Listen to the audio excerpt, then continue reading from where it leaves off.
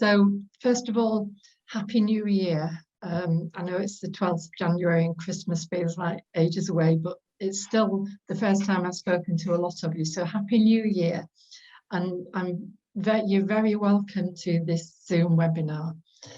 And our speakers today are Dr. Alastair Martin and Mckay from Community Moorings Scotland. So I'm going to disappear now and I'm going to let the webinar start. Thanks, Wendy. So while I'm just sort of clicking these buttons and getting these slides up, I'm double screening, which is why my head will be flipping backwards and forwards. I'm Alastair. I've been a boater on and off since 2010. Always on the Union Canal, really. I have a tiny little bit on the Forth and Clyde. I'll maybe, Christine, if you, I'll let you introduce yourself when we get to your bit, if that's all right. Yeah. We've been this is Community Moorings Scotland. This is what we've been up to. This is what we're trying to do as we try to launch a new way of providing moorings and a new way of making the canals vibrant. That there is a view from a Narrowboat Farm near Linlithgow, with some boats, actually including mine, squatting there. And just above it, that's the Lothian sky that you might have heard the proclaimers singing about. So here we go. Let me see if I can get this to click forward. There we go. So the canals of Scotland.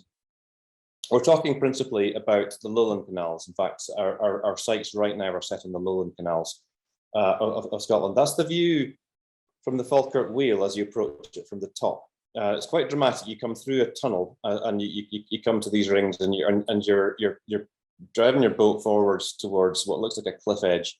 And I'm sure if you hit it with any speed, it would feel a lot like a cliff edge. That's the top of the Falkirk Wheel. It's the result of some remarkable work and effort by a number of people.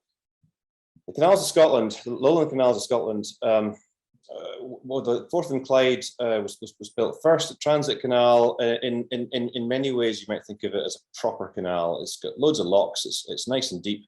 You can get a seagoing boat through it from west coast to east coast, from Bowling, which is west of Glasgow, through to Grangemouth on the River Forth. The Union Canal joins to it. It was one of the last canals constructed, and it was built to take coal from round about the Falkirk area, near where the Forth and Clyde hits the Forth, into Edinburgh.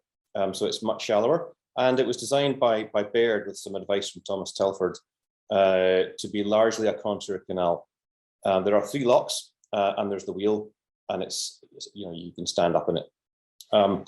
The canal suffered a number of swipes, as many have over the years, and were sort of saved by a couple of very clever actions by some people. For example, way back there was while the Edinburgh City bypass was being built, there was a chap named of Stanley Spencer Ross who went to one of the public meetings and explained to the city engineers who were planning just to block off the canal at both sides and trench the road through, that there was a boat on that navigation, and therefore they couldn't do that.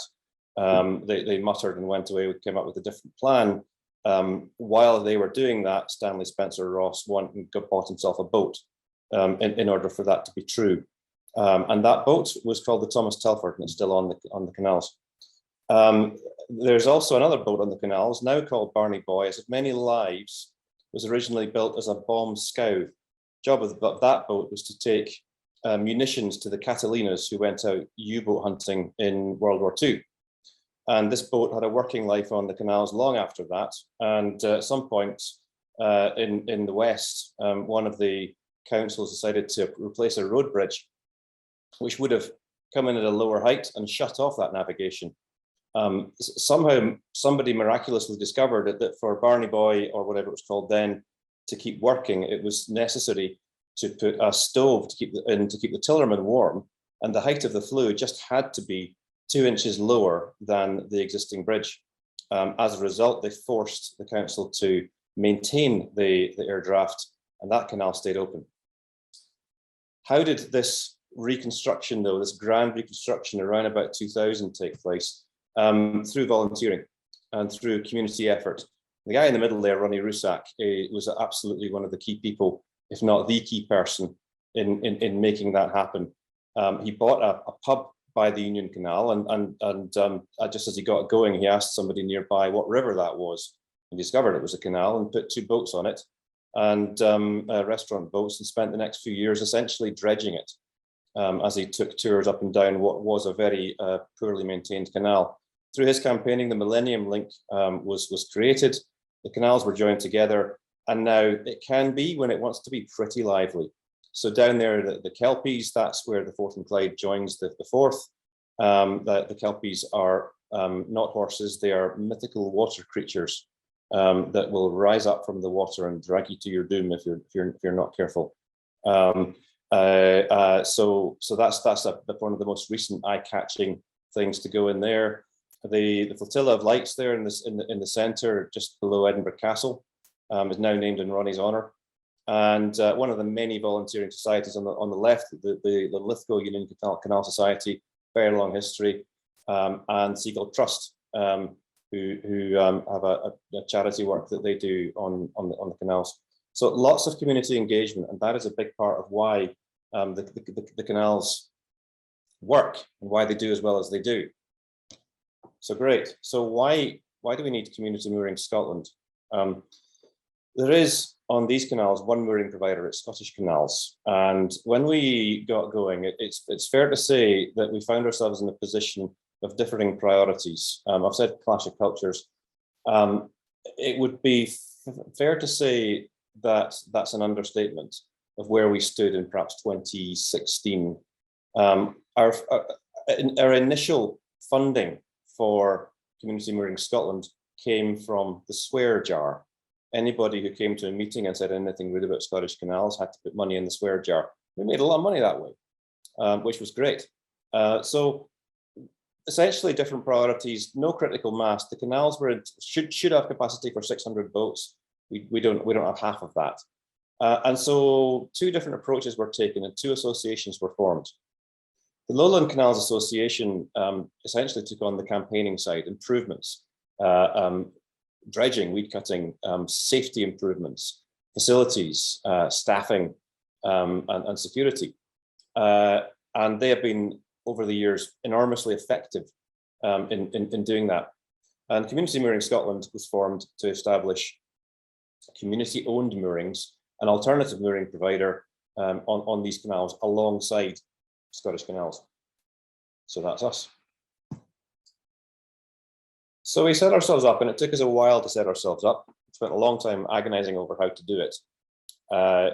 In the end, it came down to a choice of a charity or some kind of community venture. What we came down to was this form of structure called the Scottish Charitable Incorporated Organisation, or the SCIO. I believe this is very similar to the structure called the Charitable Incorporated Organisation, which is available in England and Wales. So the features of a SCIO, it's a charity, so it has to qualify as a charity. It has to have charitable purposes that pass the charity test. Once it's in, it's a legal entity. It can trade in its own right. It has the benefit of limited liability, and it can set up subsidiaries to undertake ventures or to undertake fundraising activities if that's what's required. Importantly to us, it answers to one regulator. So both in terms of compliance with its charitable purposes and its governance, and in terms of its financial management, it answers to the Office of the Scottish Charities Regulator, OSCR. We have a 2-tier structure. We have a board of trustees. The trustees answer to the members, and the members are essentially anyone who supports the aims of the organisation, the purposes of the organisation. Alternatives, well, we could have set up a community interest company. That was an option. We come up with quite a similar result. I think that the 2 major differences would be that a community interest company answers to 2 regulators, and the types of grants that you can apply for are different. It's just different pots. No other option really was viable to us. This was not going to be a normal business. We were not going to set up a chain of community interest companies, and we certainly weren't going to proceed without incorporating something, given the sort of sums of money and responsibility that we were planning to take on. So charity has charitable purposes. This is a summary. The formal statement is in our constitution, which is on the link that I've put at the top there. The most important focus for us is this network of community-owned mooring sites. They're hubs, and they're not just supposed to be mooring sites. They're supposed to be areas where people can gather, and where the canal community can come together by the water to live, and work, and volunteer together, and also to learn. Learning and education is actually an important set of purposes as well, because we feel that certainly myself, when I became a boater, I joined the canals knowing nothing at all, and learning about the canals, about boats, about how to do things has been, well, I've learned the hard way, like a lot of boaters. We've adopted a very wide definition of what the canal community is, all the way from liveaboard boaters on residential moorings to gongoozlers to people who just happen to live or work near the canals. I mentioned education. This is our first set of sessions that we did. On the top left there, you've got Pierre, who is our local boat mechanic, explaining the intricacies of engines to a bunch of people who have boats and are responsible for engines but don't necessarily know how they work, and that's obviously very important. Bottom left, that's our chair, Chrissy, and in this session from Chrissy, I learned how to do a back splice, a loop splice, and one other kind of splice. Also on the top right there, you see a map there which we printed out and pinned to a board, and we invited people who came along to that event to scribble on that map. It's a map of the Union and the Forth and Clyde canals. We invited them to scribble on that map, showing where they thought we might find ourselves looking at opportunities for future mooring sites. Because crucially for us, we want to see a chain of mooring sites running the length of the canals.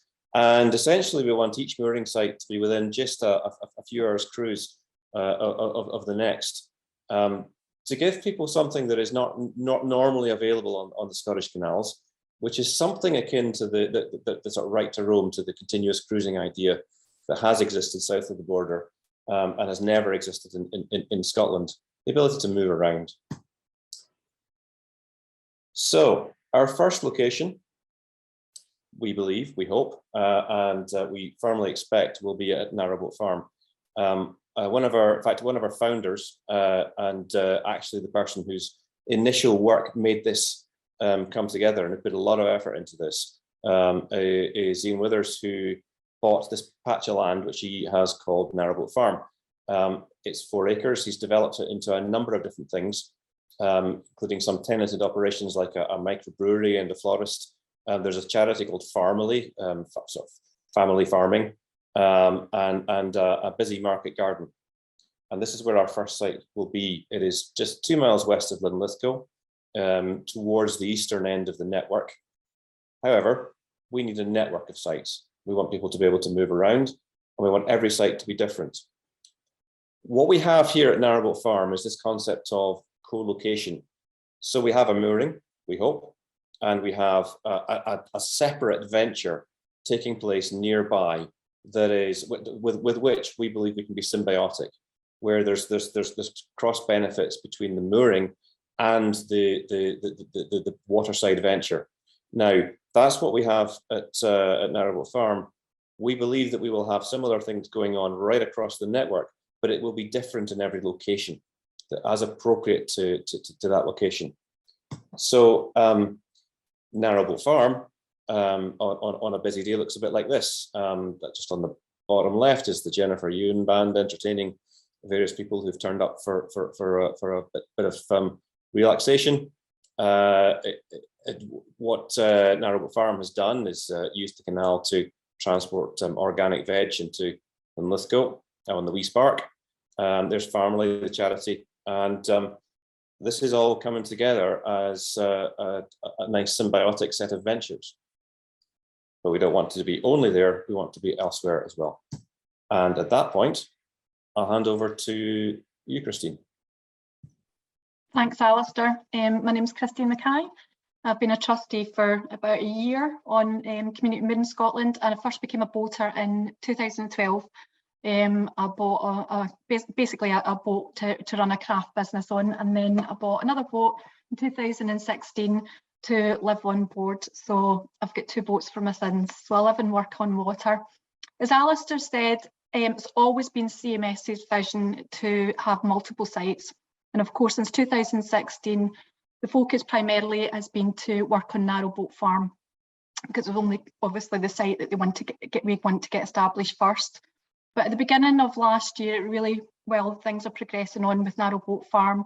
We really wanted to look somewhere else, and thought, well, because it's already on the Union and towards the east, we'll probably look west.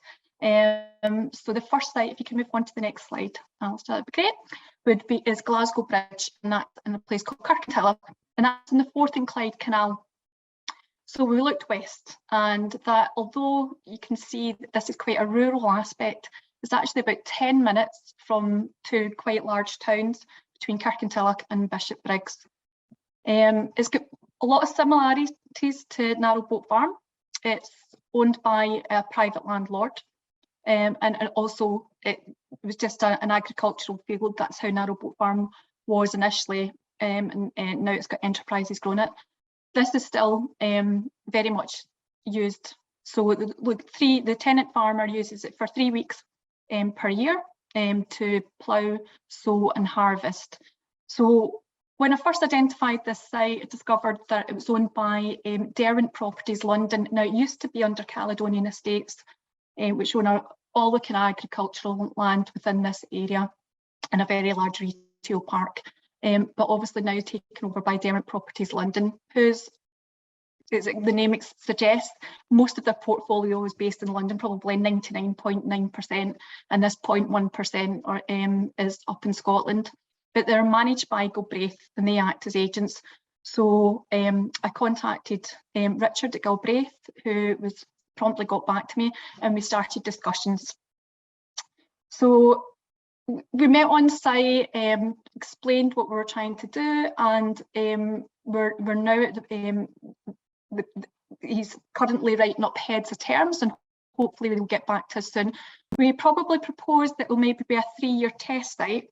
That seemed to be work will be suitable, so there will be no infrastructure put on this. It will be just like Narrowboat Farm is now, with no pontoons, but would just be people be climbing off their planks onto the field, and that's what we hope. So we're just waiting on the heads of terms for that to come back. We'll move on to the next site. Thanks, Alastair. So again, this is in the west. This is Rockhill Golf Course. You can see just how big it is. It's a huge site, and it's almost in the city centre of Glasgow, and it shows huge potential. Now, this came onto the radar. It was one of our members actually who runs a business called Locavore, which is all about sustainable and local growing, and they grow food and then supply it in their shops to sell.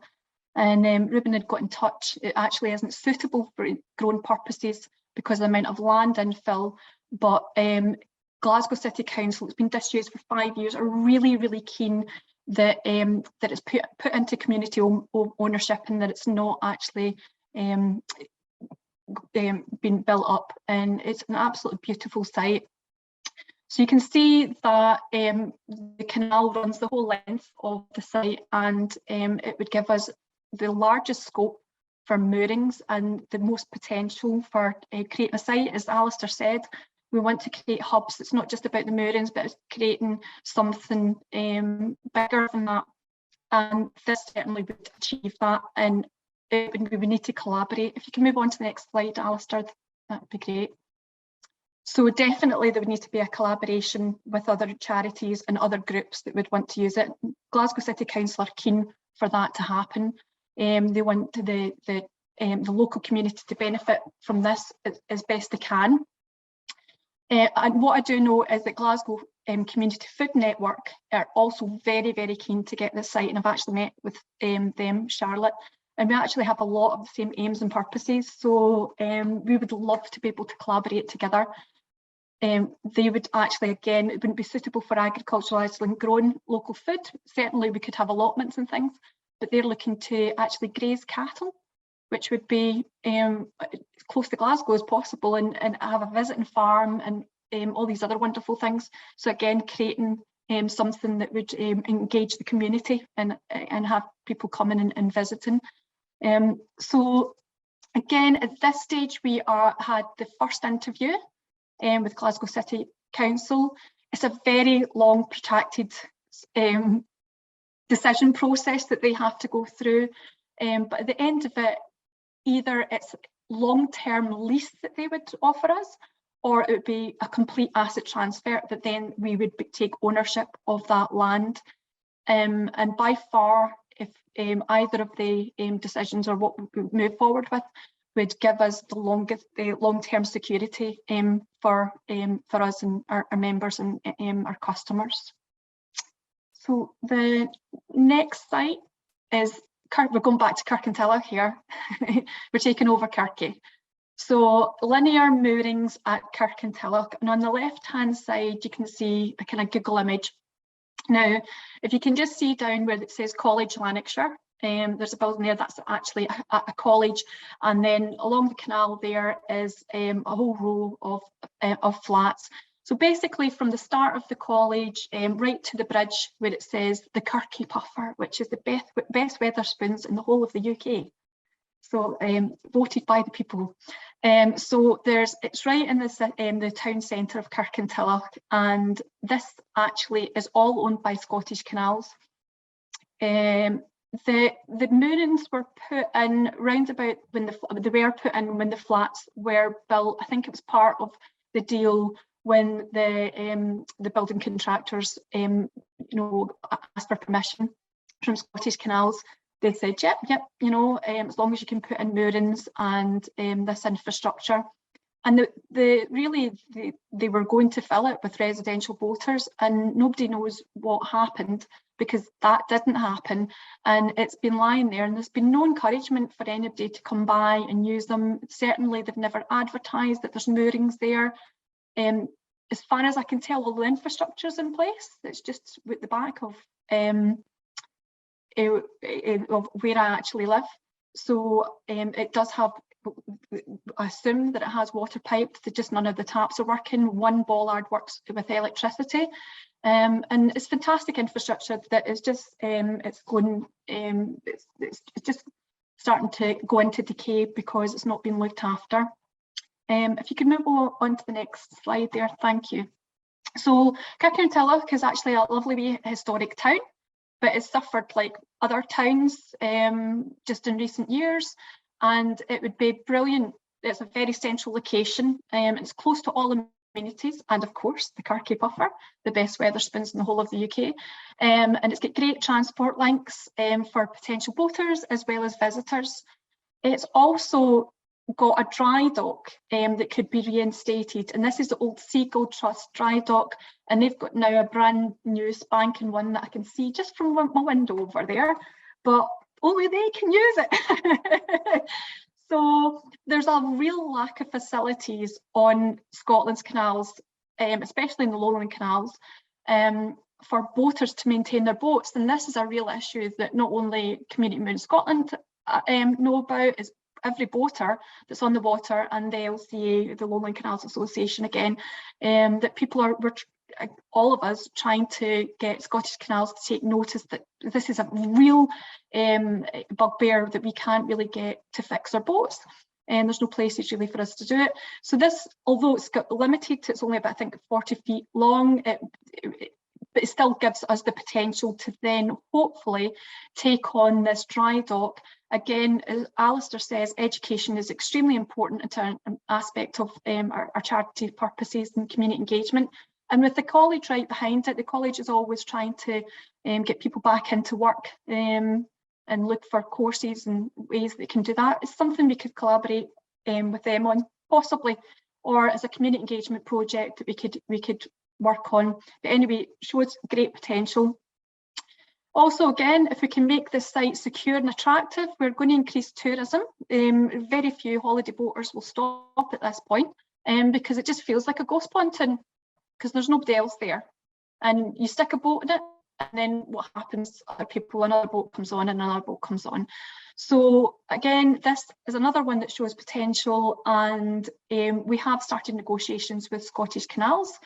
They'd started before I came on board, and then they stopped, and then they've started back up again, thankfully, and they'll look to move forward, hopefully with a bit of speed.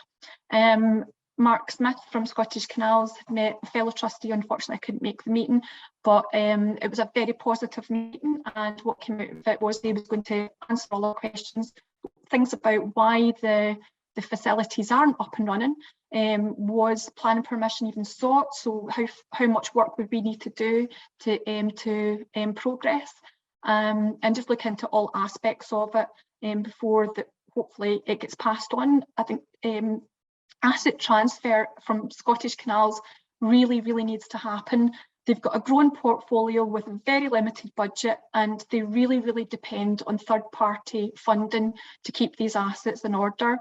And that's one approach that I took to Mark Smith, to say, you know, as a charity, we could have access to funding that Scottish Canals wouldn't otherwise have.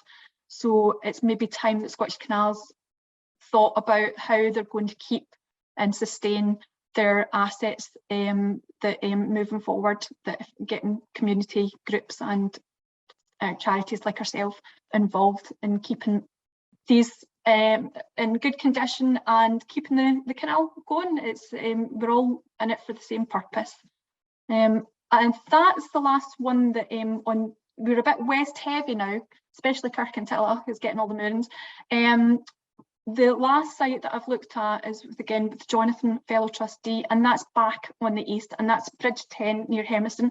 Unfortunately, I don't have a slide to show you on that, but it's probably as far east as we'll get because it's only a few miles away from Edinburgh, and it's got excellent transport links. I haven't moved forward with any negotiations on that as yet because it was just towards the end of the year, but again, it shows potential. We've identified a plot of land that could be incorporated into it, who is owned by a local farmer. So hopefully within the next few weeks, I can try and make further investigations and move forward with that. So I think that's enough for now. So that's what we've been working on. Thank you. Thanks, Christine. I'll just go back into, so going back to site one. Just a little bit on progress. So one of the questions that might have arisen at some point in this is, you've been doing this since 2016. Where are the moorings? Have you been frittering away the time? And I've just got a couple of slides explaining what we've been doing, why it's hard. So the first thing to say is we did a lot of amateur lawyering, which is not a good way to do things. So Community Moorings Scotland is not the only CMS involved. There's also CMS Cameron McKenna Nabarro Olswine Limited Liability Partnership, who have stepped in to represent us as pro bono lawyers for the vast majority of their work, and they have been absolutely fantastic. Negotiations that had got absolutely bogged down started to move as soon as the other CMS got involved with us. I cannot praise them enough. We now have in place and ready to sign. We expect, we're hoping to have these signed in the next few well, almost days, week and a half, if everything goes to plan. Lease and trading agreement with Scottish Canals that will lead neatly on to a deed of servitude with the local landowner. which allows us to get in place everything else that we need to do to complete that, including finalising one last little hangnail with the planners that we still have to sort out. Absolute lesson for us is professional support where it's needed. Lots of different ways to launch. The first thing about launching is that we launch site one. That's whatever we do, we get site one going, and we can prove our point if we can launch site one. That hopefully will give us the momentum to move on. So one of the things that Christine's going to be doing this month, in fact next week if all goes to plan, is running a ballot, which will be supervised by an independent, which will be conducted by an independent balloteer and witnessed by people independent of the ballot itself. That will allow us in March to go live and launch site one. And that is where we are. So a lot of lessons learned. The feeling that Jay had in the top picture there when he was using a shovel to take a car tire off somebody's prop is exactly the feeling that we've had a few times in this. It takes a lot of effort. Sometimes you get snarled up, but things do change. And Scottish Canals in particular is under new management. We've had a few changes within the trustees as well. And there's been plenty of changes at our neighbour in Narrowboat Farm. Just there, we certainly weren't expecting to be parked next door to Pumpkin Fest once a year, which we will be. That's grand. It's all hard work. You never have enough time. You never have enough in the way of skills, but we believe in doing it anyway, and that's what we've done. So, Wendy, I think that's back to you. Right, thank you very much. Sorry for nipping in a few minutes earlier. I thought you'd finished, but you hadn't, so turn myself off right away.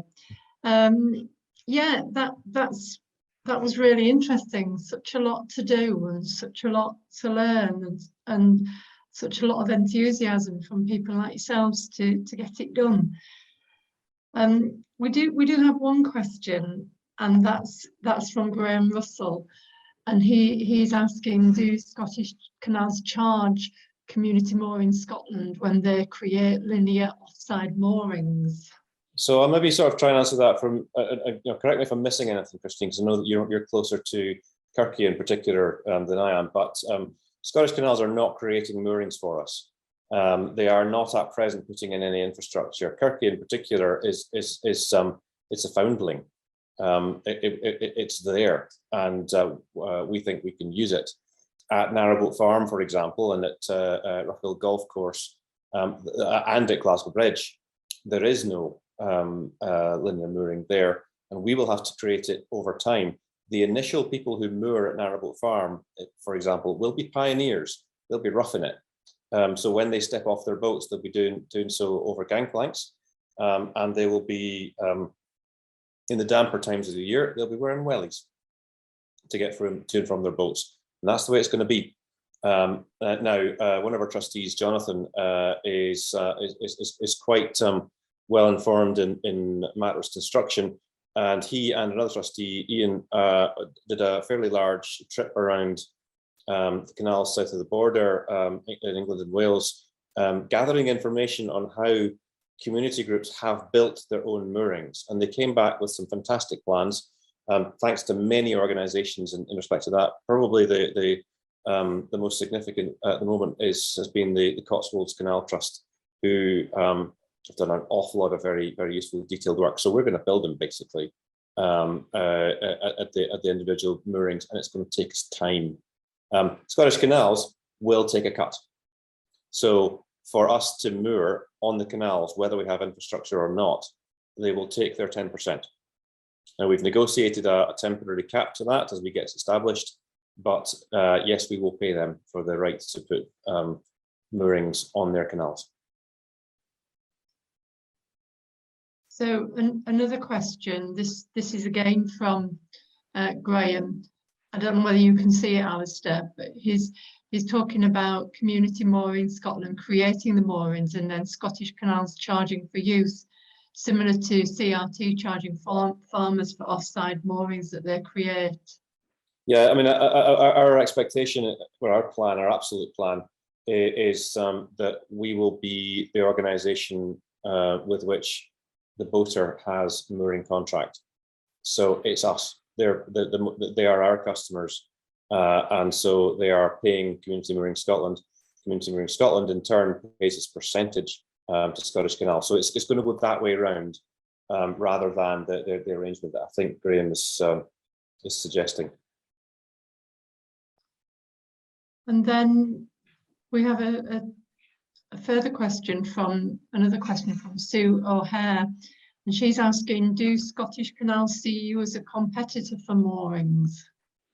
So I suppose in a sense, yes, but this has been in the air since we started negotiations. It's almost deliberate. I think Scottish Canals probably perceive that they need a competitor. They certainly do not have they do not have the capability, as things stand, to develop the moorings on the canals to the level that the canals would support, and they know that, and they do believe that there is value in there being an alternative to Scottish Canals being there. So they are supportive.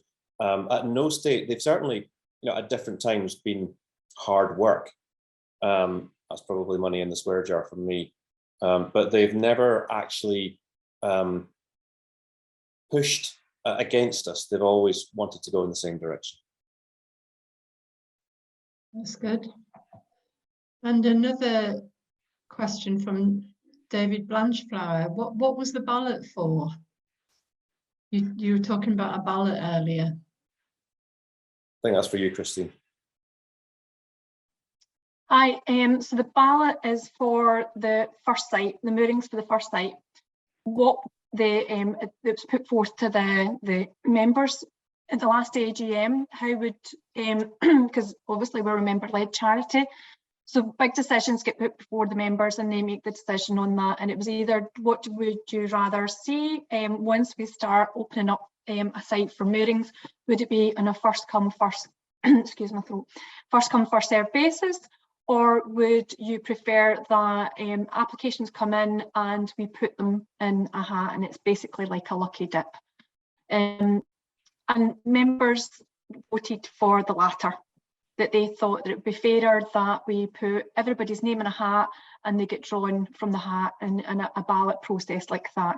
So when we're saying ballot, that's what we're meaning, and that's how we propose to do initially the first site at Narrowboat Farm. How we do further sites, again, I think that's something we'll come back to. We would maybe put that in front of the members again. I think it's important to review that rather than just go with that for every site. We should review it, because what would you do then if we have a surplus for Narrowboat Farm and then we open up another site? Would people on a waiting list want to transfer over to, so it was something that we would need to review for future sites, but that's certainly what was voted for and how we're going to proceed with the opening up our first site. And since we have 30 voters on the call, do you think it's maybe worthwhile telling everybody what the deadline is for entry to the ballot, just in case? Yes, so for the deadline for the ballot for Narrowboat Farm moorings is for Sunday 6 p.m, Sunday the 16th, so that's coming Sunday. So I think we've basically advertised in mid-November, and we've allowed eight weeks time to pass for people to submit their applications, and so yeah, that'll be, and then we will announce the successful moorers on the Monday. So would it be right to say that they find that link to the ballot via your website? CommunityMoorings.com. Actually, maybe while you're doing the Q&A, I'll dig out the actual link and stick it in the chat.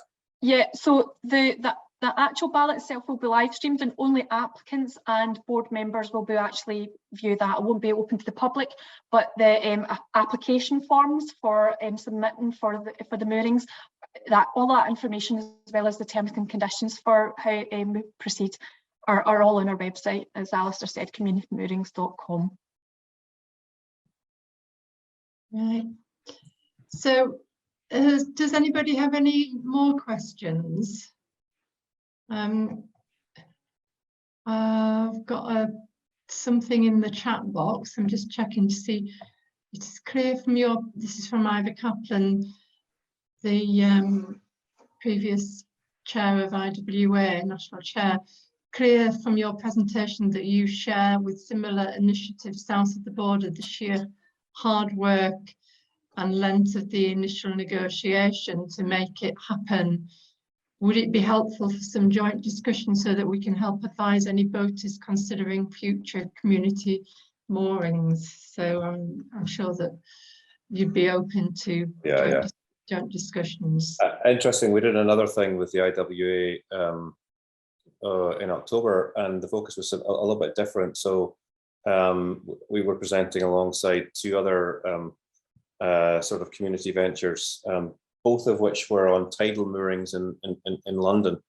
You know, a world away from what we're dealing with here in terms of the environment, but so many similarities in terms of the barriers and the difficulties. And in terms of the approaches, one of them took almost the opposite approach to what we've done. We've sort of like said, right, well, let's get our books right, let's get this right, and do the lawyers, right, the business plans, and do the contracts. And my goodness, what a slog that has been.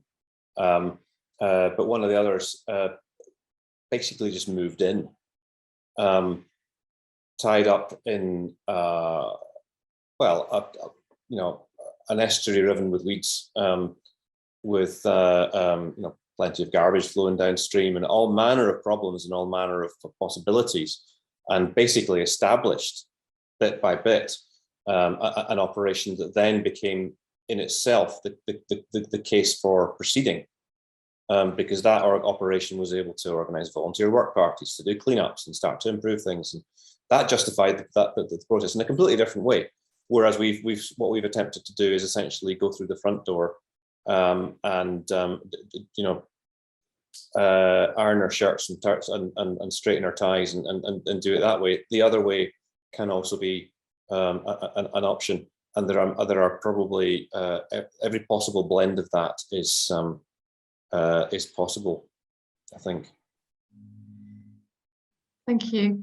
So in the chat box, Alastair's put the link for Community Moorings, and also Jonathan Moss, who is one of the trustees, the Community Moorings trustees, has told us that he's putting together a toolkit to support future projects once we launch. So yes, there's a lot going on there. We don't have any more questions. So I'd like to say thank you very much. Found that very interesting and informative. And as always with these things, even when you think you know a lot about the subject, there's always more to learn. So that's great.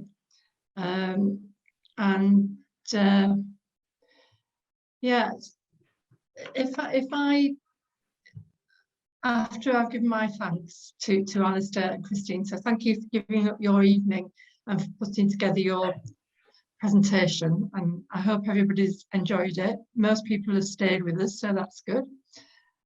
Got one more question. Oh no, I think, hang on. Oh right, someone's asking about the recording. The recording will be on IWA YouTube, and it won't be there just yet. It'll probably take a few days. So IWA will distribute an email to IWA members telling you when the presentation goes live. If you're not an IWA member, then please consider joining. But if you don't want to join, then there's lots of information on the IWA website, www.waterways.org.uk, and the website is being revamped as we speak, and it's getting better and better. So if you've looked at it already, have another look, because you might find that there are more things on it. So, and also, as well as the the recording of this webinar. There's lots and lots of other IWA webinars on IWA YouTube. So thank you very much for your presentation again. That was really interesting. And thank you very much to you all for joining us this evening. And I'm going to close the meeting now. And again, thank you very much. Thank you very much for the opportunity to speak, Wendy. Yeah, thank you, Wendy. That was great. Thank you.